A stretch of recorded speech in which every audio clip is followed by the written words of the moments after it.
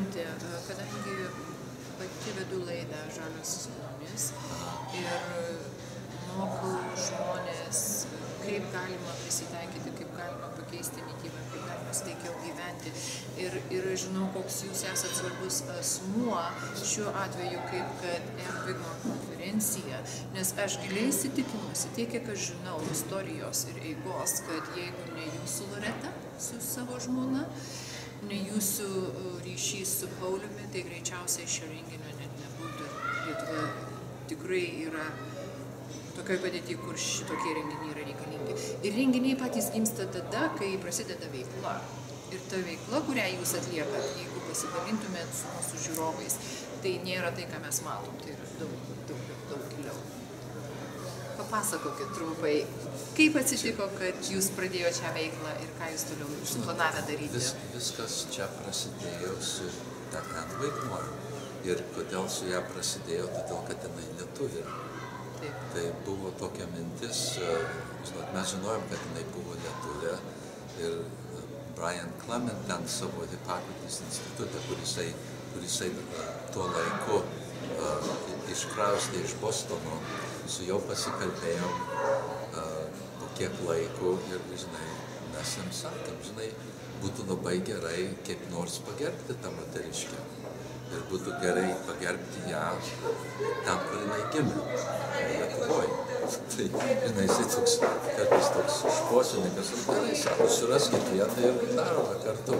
Tai taip ir buvo. Tai tokia Janina Davidonienė, jinai šičia Lietuvoje, jinai buvo ta, su kuria mes čia pasikalbėjom, kaip atvažiuodami į Lietuvą. Ir jinai jau pati augindavo želmenis ir ten daigus visokius ir turėjo tokią krautuvėlę netoli parlamento. Pasirodo, jinai sakė, parlamentininkai ateidavo ir gerdavo sultis ir buvo įdomu. Tai kaip mes su ją pasikalbėjome, tai jinai sako, aš padėsiu ieškoti, kur jinai gimė. Buvo taip neaiškiai parašyta jos knygutė, jinai parašė tą knygą, kaip tas knygas? Būk savo daktaras, arba, būk sveikas ir panašiai. Tai ten buvo parašyta tokia neaiški vieta, Kropos, taip, atrodo, koks Graikijos miestas buvo. Tai vienu žodžiu, ta Janina viską iškasė, ir jinai surado, kad buvo Kropiuose. Tai jinai paskiau ten važinėjo, kalbėjo su visais, ir ten net ir vieną giminaitę susirado. Tai kaip jinai sužinojo, kur jinai gimė, tai jinai mums paskambino ir pasakė, tai mes paskambinom Brian, sako, spėk ką, radom, kur gimė. Tai dabar sakau, sakai, kad darysime, ką nors ypatingo, tai gerai, tai taip ir prasidėjo tas. Tai Amerikoje yra daug žmonių, kurie jau vykdo tą, ką Wigmore čia, mokino. Ir yra daug tokių vietelių, yra keletą kitų institutų, išskyrant Hippokrates.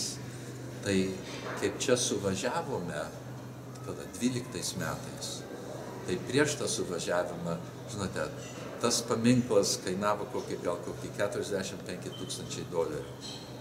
Ir mes tada pradėjom rinkti pinigus. Tai visus pasigrėbėm, kurie jau suprato, čia tie, kur tik suprato, kas ta Wigmore buvo, ką jinai reprezentavo. Tai labai daug be jokių kalbų. Vienas po 1000, kitas po 1000, čia. Žmonės geranoriškai. Jie suprato, todėl, kad tą, ką jie gavo iš jos, tai čia toksai, kaip padėka yra.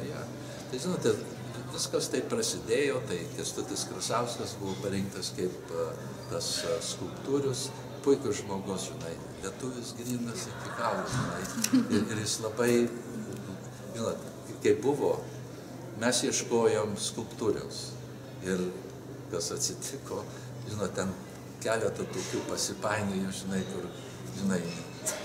čia tikrai gal net ir nėra verta pasakyti, gal pasakysiu, kalbam, tai maždaug kiek kainuos, tas, sakau, kai 100 000 litų, tais laikais, tai gal kokie buvo 4-1 maždaug. Taip. Tai sako, žiūrėk, sako, mes jums duosim 50, jūs duokit mums 50 tūkstančių, jums duosim 50 tūkstančių. Sako, kas yra, čia sovietų laikai. Pasirodo, žmonės masto dar senoviškai. Bet paskiau susiradom tą Kęstutį Krasauską, pasirodo, kad jisai buvo Jūratės Pauliaus Jarasevičiaus žmonos bendras ten studentas, kur tai universitete. Tai jie truputį su juo pasikalbėjo ir paskiau, žinot, mes jau paprašėm, kad jūs galite, žinai, tai jisai sako, tai kaip čia ta skulptūra, žinai, kaip daryti, kad reprezentuotų ten Wigmore. Tai mes jam davėm tą knygutę. Iš tikrųjų buvo tokia labai trumpa biografija Anne Wigmore. Jisai per vieną naktį perskaitė tą knygą, sekančią dieną pristatė, žinote, pasiūlymą. Taip smulkiai, detališkai ir jisai kiekvieną jos tą, žinote, principą, kur jinai, žinai, čia visus mokino, taip tą visą skulptūrą, taip ir, žinai, ten suformavo, atvaizdavo. Tai, žinai, pasidarė lengva, turim, ir jis toks sąžiningas yra, kiek jie turi 6 vaikus, žinai, mergytės visos, bet ir mes vieną kartą, kaip jau iš tikrųjų mes atvažiavom dieną prieš tas visas konferencijas, kur vyko tuo laiku, buvo 4 dienos, buvo 2 dienos Vilniuje, o Vilniuje buvo, taip išėjo, kad vieną dieną visi gavo pusvalandį pakalbėti, kurie žinojo Anne Wigmore, kad galėtų visuomenė susiprasti, sužinoti, kad niekas nežinojo apie ją. O sekančią dieną buvo, žinote, tokia konferencija, kad jūs čia, žinai, paaiškinti, ką reiškia, žinote, ką jį daro. O 3 dieną važiavom į Klaipėdą, ten profesorius Algimantas Kirkutis, Klaipėdos profesorius, jūs gal pažįstate, ne? Tai jisai prašė, kad Klaipėdos universitete padarytume konferenciją. Tai ten tą padarėm, o sekančią dieną važiavom į Kruopius. Ten mišios buvo, paminklas buvo, žinote, pašventintas, ten buvo ypatinga šventė, žinote. Tikrai. Tai va, tai nuo to prasidėjo. Tai dabar sekantį metą, žinot, kaip tas viskas susibaigė, visi buvo tokie laimingi, visi, žinai, tokios energijos buvo ją. Tai, žinai, dabar, taip sako, tai ką dabar darysim? Kas toliau? Kas toliau? Tai kaip aš grįžau namo, aš susisiekiau su to Colin Campbell.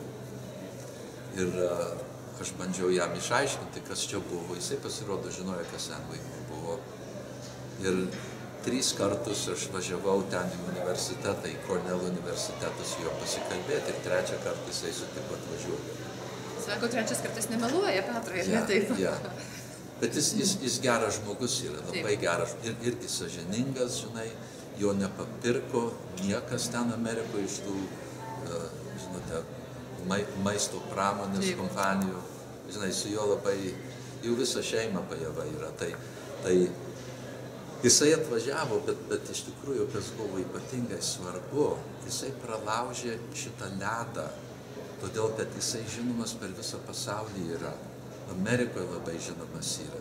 Tai jeigu toks kaip Colin Campbell atvažiuoja į Lietuvą, tai tada visi irgi, žinai, ir paskiau sekančiais metais. Ir čia labai buvo, žinoti, ypatingos tos konferencijos. Pasimatėm su Andriukaičiu, jisai buvo sveikatos ministras tada, su Vilniaus meru, jis labai rėmė šitą, žinot, buvo labai viskas taip gerai vyko.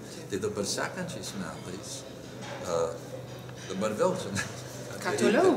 Taip, jau dabar negaliu sustoti. Jisai turi tokį draugą, tą Caldwell Esselstyn, žinai, jis gydytojas yra. Tai aš jo paprašiau, kad jisai galėtų atvažiuoti. Tai, žinot, buvo taip įdomu, aš kaip jam paskambinau, aš jam bandžiau ten tą visą istoriją išdėstyti, bet jau Colin Campbell jam prišnekėjo, jis buvo toks laimingas, kad jis čia buvo, žinai, Lietuva, holy smoke, žinai, pirmą kartą. Tai jisai sako, ar jūs tikrai norite, kad aš atvažiuočiau, sako, o čia būtų man didelė garbė, žinai, tai aš tyliu, nieko nesakau. Kam garbė? Tokie žmonės ryždasi. Teisingai. Tai tada jis atvažiavo. Ir tuo laiku jau buvo kalbos apie nutritional medicine, mitybos mediciną. Ir ar profesorius Kirkutis tą mintį iškėlė, kad būtų galima įsteigti magistro lifestyle medicine, mitybos medicinos kursą Klaipėdos universitete. Tai, žinai, tai čia buvo, žinote, čia tokia kaip evoliucija buvo, žinote, kad čia darėm su antikos, su gyvu maistu ir panašiai. Kas išaugo iš viso to. Ja, o tas mitybos medicina, žinai, jau čia biškai daugiau apima. Tai vat aš norėjau paklausti, kaip jūs jaučiat, kaip mūsų medikai atsiliepia, ar iš vis jūs girdit kažką iš jų, kad ir neigiamo, bet kad nors iš viso, ar jie tik tyli? Gerai, tai aš to jos pat prieisiu prie to, čia bus tokia, žinote, logiškai išdėstyta tokia pasaka apie viską. Tai tuo laiku Kauno universitete buvo pareikalavimas vieną direktorę ar direktorių paskirti Palangoj, LSMU, ten ligoninė, ten institutas koks buvo panašiai. Ir, žinote, aš kaip supratau, kad jie ten Vilniuje prašė, kad gal galėtų, daktaras Kirkutis, taip pagalvoti, kad gal būtų, gal norėtumėte užimti tas pareigas. Tai, žinote, čia buvo labai didelis dalykas. Todėl, kad čia beveik viskas taip sukrito į vietą, žinai, bus vieta, kur galima tą mitybos medicinos programą pradėti magistro. Žinai, tai kai buvo, aš bandau čia suvesti, 14 metais Caldwell Esselstyn atėjo ir paskui tą pačią dieną, kai buvo konferencija, ta pirma Lifestyle Medicine konferencija Kauno universitete, tą pačią dieną senatas turėjo balsuoti, kas bus paskirtas direktorius šitoj, žinote, Palangoj, tam LSMU, tame universitete, kur jie turi. Tai pasirodo, kad profesorių Kirkutį neišrinko. Tai, žinai, beveik viskas atrodo, kad kas nors taip nukirto kojas šitam visam projektui. Ar iš viso ką nors išrinko? Ja, tokia viena moteriškė ten, kur buvo. Jinai, tas direktorius, kur ten anksčiau buvo Smilė. Tai vienu žodžiu... Bet, Petrai, kaip sako, Dievas uždaro duris, atveria langą. Ja, žinote, man atrodo, taip nutiko. Matysite, kaip čia toliau sekasi. Tai tada po visos konferencijos, žinot, visi pradėjom sakyti, ką reikia daryti. Ir, žinai, pradėjo vykti kalba, čia Kauno universitete esam. Tai Ramunė Kalinienė, žinote, ji irgi profesorė, jinai yra docentė tos School of Public Health. Kaip čia pasakyti kažkai. Sveikos gyvensenos mokykla? Ja, teisingai. Tai jis sako, žinai, darykim Kaune. Tai gerai, tai tada dabar paskiau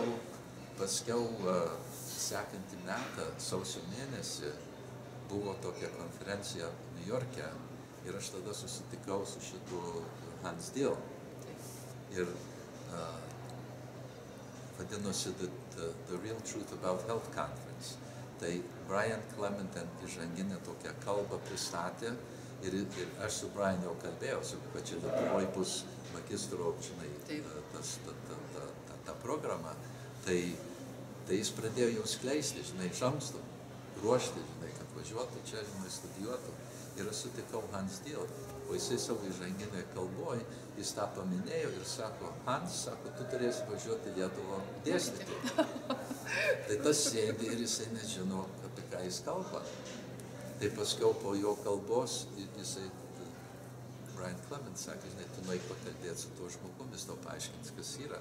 Kaip aš su juo kalbėjau, sako, žinai, būtų daug geriau padaryti gyvenimo būdo mediciną, lifestyle medicine, daugiau apima. Mityba baisiai svarbus yra, baisiai svarbi dalis yra dėl to. Tai va taip nuo to ir prasidėjo. Ir todėl tas Hans Diel, jis ypatingas, žinote, yra šitam visam rate, todėl kad tikrai be jo čia niekas nebūtų, todėl kad jisai yra American College Lifestyle Medicine toksai board member, tarybos ten, žinai, narys. Ir jisai pažįsta visus šitus, kurie šitoj knygutėje yra. Ir šita knygutė turi tikrai pasaulio pačius pirmaujančius lifestyle medicine gydytojus, akademikus. Ir va, čia ta knygutė, jeigu nori pamatyti, aš jums duosiu ją. Ačiū labai. Tai jisai juos pažįsta, tai tada buvo, jie turi metinį suvažiavimą, buvo Nashville, Tennessee, lapkričio mėnesį pereitais metais. Tai mes ten nuvažiavome ir čia iš Lietuvos atvažiavo 2 gydytojai ir buvo kas dar. Darius Kubilius, tokia Ida ir Valdonė, kaip jūs vardas, Valienė. Ir jie pamatė tikrai, ką reiškia lifestyle medicine, jie visi gydytojai.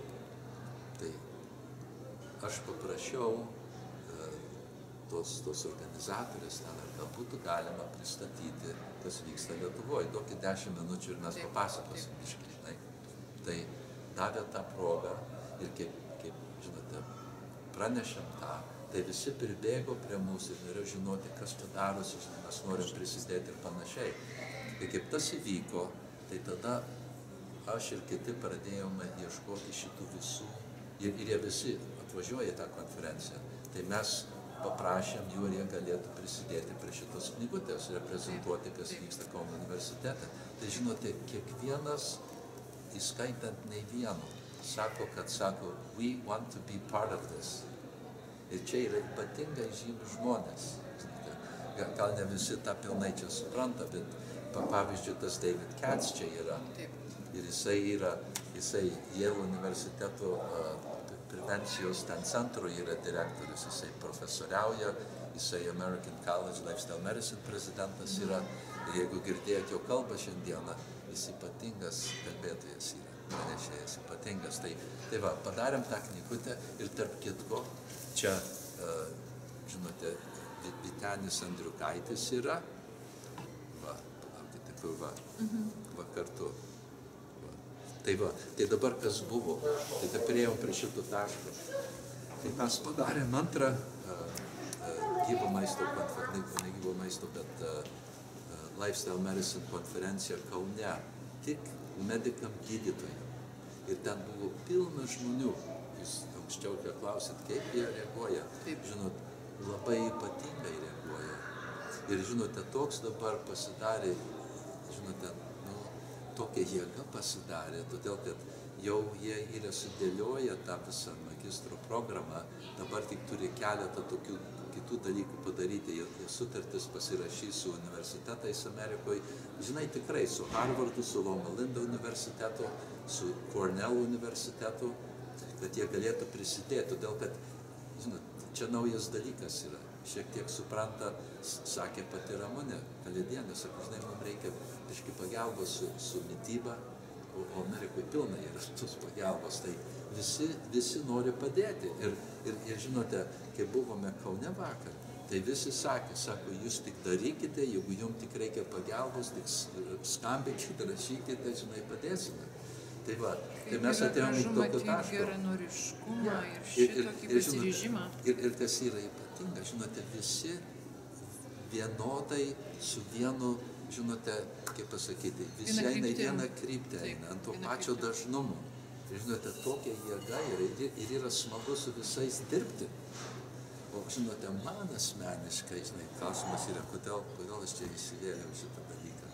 O pirmas dalykas buvo labai svarbu, kad būtų galima tą Ann Wigmore pagerbti, kad jinai lietuvė yra. Ir žinote, kaip daug amerikonų čia privažiavo tą pirmą kartą, buvo kokie 60 jų. Ir žinote, visi pamatė, kas ta Lietuva yra. Paskiau grįžta, pradeda visiems kalbėti. Ir kiekvienas, Colin Campbell, Paul Wesselston ir dabar šitie, jie, žinai, pradeda iš pradžių klausti, kokia ten kalba yra, ten rusiškai kalba, tai žinai, aš beveik su kokiu pagaliu noriu, to sakau, žinai, jeigu jūs taip kalbėsit, gausite kalbą. Čia, žinai, čia lietuvių kalba, sakau, sako, yra the oldest living language Europoje. Žinai, sanskrito turi visokių šaknų, tai klausosi, žinai, toliau. Bet yra smagu, kad išgirdę atvažiuoja ir įsitikina ir patys. Ir dabar, kaip jie grįž, tai žinote, aš tikrai tikiu, kad čia bus visokie atgarsiai apie Lietuvą. Ir dabar sekant šiais metais, spalio mėnesį 23 iki 26, Naples, Floridoje bus sekantis American College of Lifestyle Medicine suvažiavimas. Ir jie duos mums progą, žinote, pakalbėti, kas dabar vyksta nuo to laiko, nuo pereitų metų. Tai žinote, visi labai padeda, visi, tai čia tokia kaip šeima pasidarė. Bet taip ir yra, iš tikrųjų, mes esam visi žmonės, kodėl mes taip norim išsiskirti.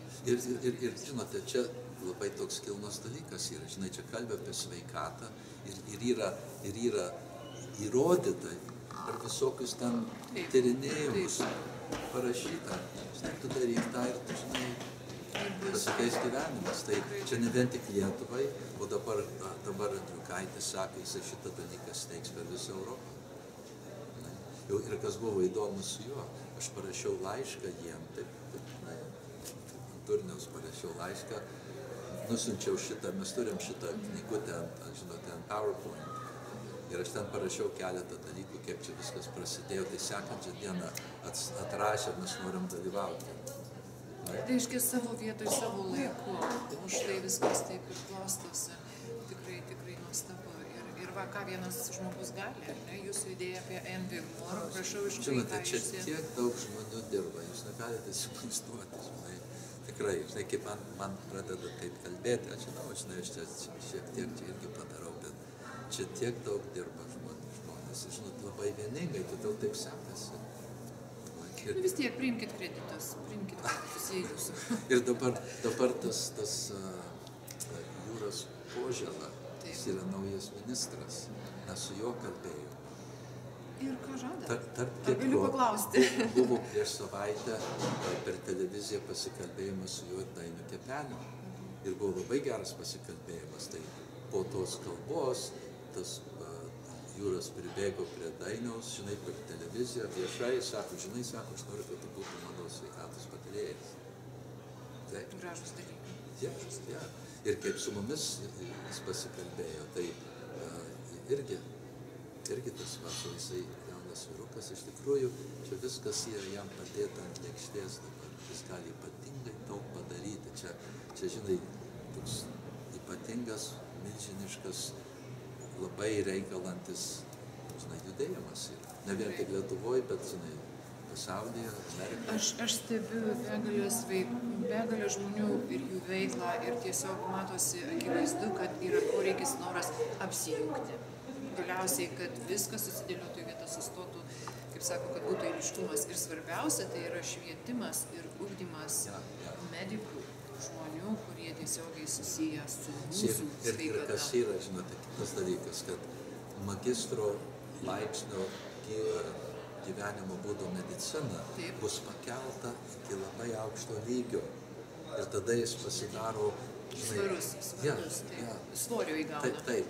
O visas planas yra, kaip šitas Masters Lifestyle Medicine, žinote, curriculum bus įsteigtas ir pradės jie čia mokintis, bus modelis kitose universitetuose Europoje įdėti ir į Ameriką. Jau visi tą taip žiūri, o Lietuva bus pirmaujantį.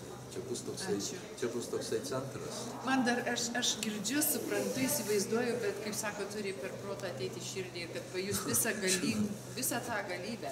Vakar, žinote, mes suėjome Kauno universitete naujam, kaip School of Public Health, kaip sakėt? Sveikos gyvensenos mokykla. Naują pastatą pastatė. Tik antrą dieną tik atidarė. Ir ta Ramunė Filipienė, jinai taip šokinėja, visiems rodo. Žinai, tikrai buvo taip įdomu, bet mes prieš tai turėjom tokį svajimą, kad jie turi tokį 23 žmonių komandą, kurie buvo paskirti tą visą curriculum, žinote, vystyti. Ir žinot, atvažiavo visi svečiai, tai mes visi sėdam ir kalbam. Tai aš ten sėdžiu, žinote, jie ten pakalbėjo keletą žodžių ir paskiau man sako, žinai, Petai, sako, gal tu čia biškį pakalbėjau. Žinote, aš kaip atėjau ten ir aš jau mačiau, kas vyko, tai aš taip sustojau, man nesisuko, žinai, ratai galvoj. Aš taip buvau, taip, žinote, nuteiktas, kad, žinai, taip... Paliestas buvo viso to, kas kad aš jau vyksta. matau, kad jau tikrai darosi. Ir tas Aurelijus Veryga, jisai pristatė, žinote, visą tą programą, o tie visi iš Amerikos, kurie tą lifestyle medicine supranta, tai sako, this is great. This is great. Yeah. Keičiam pasaulį, va taip ir keičiam pasaulį, keisdami save. Ačiū. Nu tai ką, susitiksim sekančiais metais, žiūrėsim. Kaip sako, viščiukus reikia rudenį skaičiuoti? Aš tikiu, žinote, aš taip planuoju čia būti, kai prasidės mokymai. Tai čia rugsėjį jau? Rugsėjo mėnesį. Kaip greitai, vaiku. Tai, žinot, norisi ten būti. Norisi pamatyti ir išgyventi ir tikrai tai pajusti. Ačiū labai.